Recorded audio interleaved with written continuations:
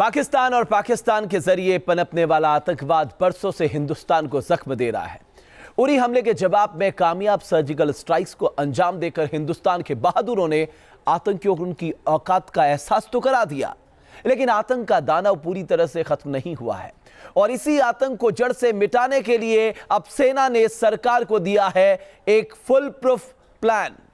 सेना देश के दुश्मनों को खत्म करना चाहती है और इसके लिए सेना को चाहिए सिर्फ 6 महीने। इतना ही है वो वक्त जो कश्मीर को सालों से दहला रहे आतंक को खत्म करने के लिए सेना ने सरकार से मांगा है। सूत्रों से मिली खबरों के मुताबिक सेना ने सरकार को बताया है कि अगर कश्मीर में आतंक के ढांचे को नस्तनाबूद करना है तो उसके लिए 6 महीने का एक मीडियम टर्म प्लान बनाना होगा, जिसके जरिए आतंक को जड़ से खत्म किया जा सकता है।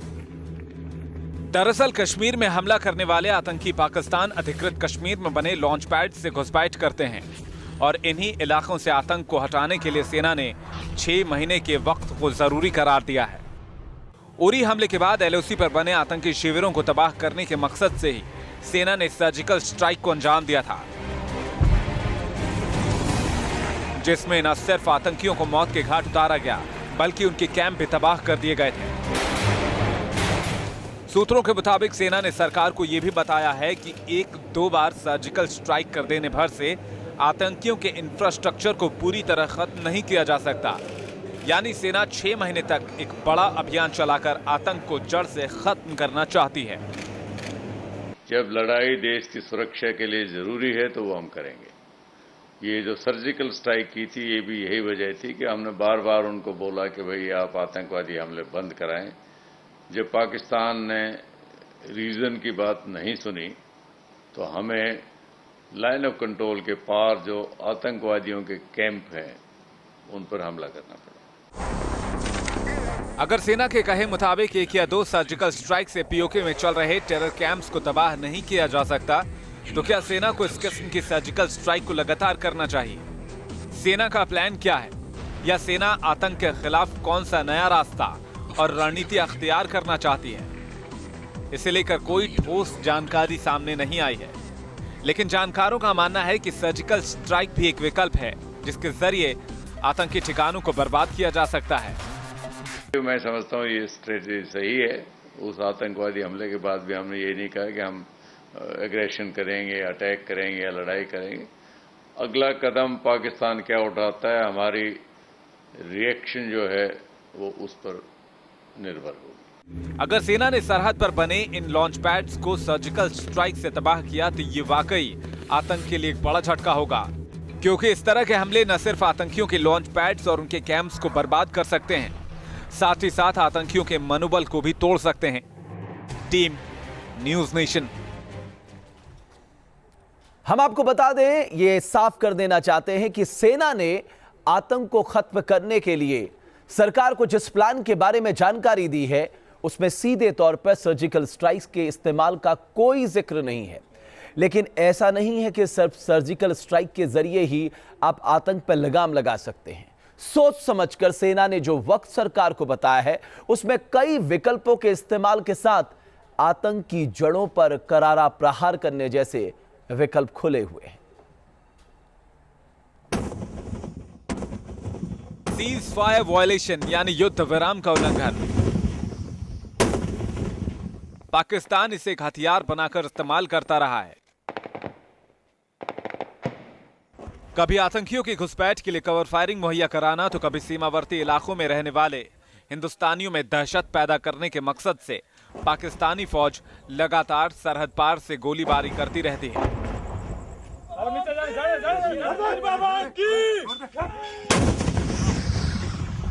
और जब जब पाकिस्तान ऐसी नापाक करतूत करता है तो उसे हिंदुस्तान के बहादुर ऐसा जवाब देते हैं जिसे पाकिस्तान कांप उठता है।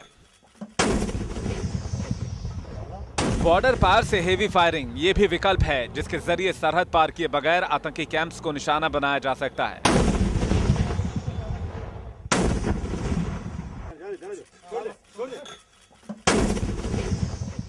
इसके लिए सटीक इंटेलिजेंस और लोकेशंस की जानकारी होना बहुत जरूरी है, क्योंकि अचूक इंटेलिजेंस के बलबूते ही इस तरह के आतंकी कैंप्स को निशाना बनाया जा सकता है। इसी तरह एक और विकल्प है आतंक के सप्लाई और सपोर्ट रूट और इंफ्रास्ट्रक्चर पर चोट करना। सरकार को दिए सुझावों में सेना ने यह भी कहा है कि अगर सामरिक के साथ साथ राजनीतिक तरीकों का सही इस्तेमाल किया जाए तो घाटी से आतंक हटाया जा सकता है। सेना किन तरीकों का इस्तेमाल चाहती है, इसे लेकर जानकारियां सामने नहीं आई, लेकिन अगर घाटी के नौजवान मुख्यधारा से पूरी तरह जुड़ जाएं, तो इसका सीधा मतलब होगा कि घाटी में आतंक को मिलने वाला स्थानीय समर्थन भी खत्म हो जाएगा और इसका असर नजर भी आ रहा है। कुछ दिन पहले हुर्रियत के चीफ सैयद अली शाह गिलानी ने एक अपील जारी की थी। इस अपील में गिलानी ने कश्मीर के नौजवानों से कहा था कि वो सेना या पुलिस की नौकरियों से दूर रहें, लेकिन जो हुआ वो बिल्कुल उलट था। गिलानी की इस धमकी को धता बताते हुए हजारों की तादाद में नौजवान पुलिस और सेना की भर्ती के लिए घरों से बाहर निकले। दक्षिण कश्मीर के अनंतनाग से भी ऐसी तस्वीर सामने आई थी। अनंतनाग और दक्षिणी कश्मीर के दूसरे इलाकों में कट्टरपंथी विचारधारा हावी है। यहाँ लश्कर और हिजबुल जैसे आतंकी संगठनों की मौजूदगी भी है। बावजूद इसके अनंतनाग के नौजवान भी पुलिस की भर्ती में शामिल हुए। घाटी में माहौल बदल रहा है।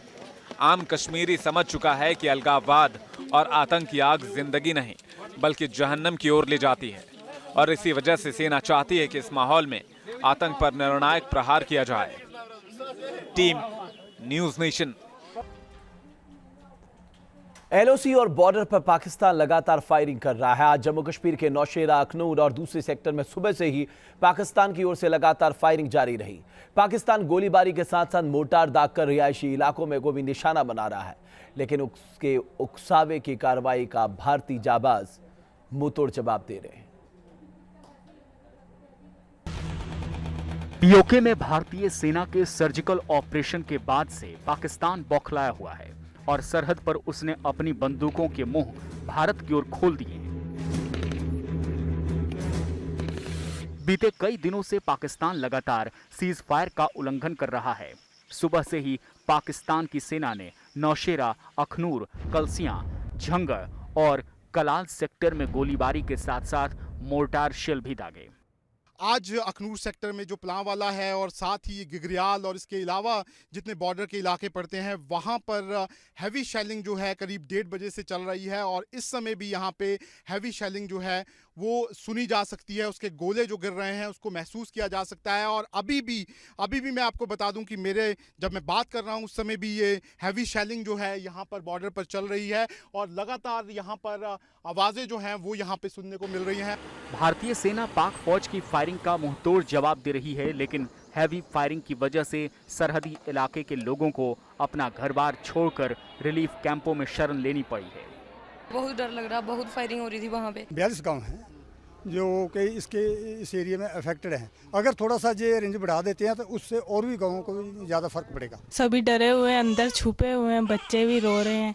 सरहद पर भारत के जवाबी हमले से घबराया पाकिस्तान एक ओर एलओसी पर तनाव घटाने के लिए बातचीत का ढोंग रच रहा है, तो दूसरी ओर वो एलओसी पर गोलीबारी के साथ साथ मोर्टार भी दाग रहा है।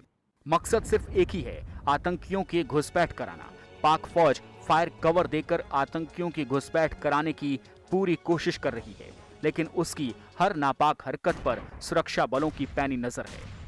ये कोशिश ये की जा रही है कि इस फायरिंग के आड़ में और आतंकी भारत घुस सके। देखिए, इस महीने में वैसे भी इन्फिल्ट्रेशन बहुत बढ़ जाता है, इसलिए कि अब कुछ दिनों के बाद वहाँ पे बर्फ गिरने लगेगी, इन्फिल्ट्रेशन बंद हो जाएगा। पाकिस्तान न सिर्फ जम्मू कश्मीर में साजिशें रच रहा है, बल्कि पंजाब से सटी सरहद पर भी वो अलग अलग हथकंडे अपना रहा है। सरहद पार से पंजाब के गुरदासपुर में भी घुसपैठ की कोशिश हुई, जिसे सेना के जवानों ने नाकाम कर दिया। तो वहीं सुरक्षा बलों ने पठानकोट सेक्टर में रावी नदी में पाकिस्तानी नाव बरामद की। ये नाव अमृतसर जिले के तोता पोस्ट इलाके में पकड़ी गई है। ये नाव कैसे यहाँ पहुंची, इसकी जांच की जा रही है। जम्मू से शाहनवाज खान के साथ टीम न्यूज़ नेशन।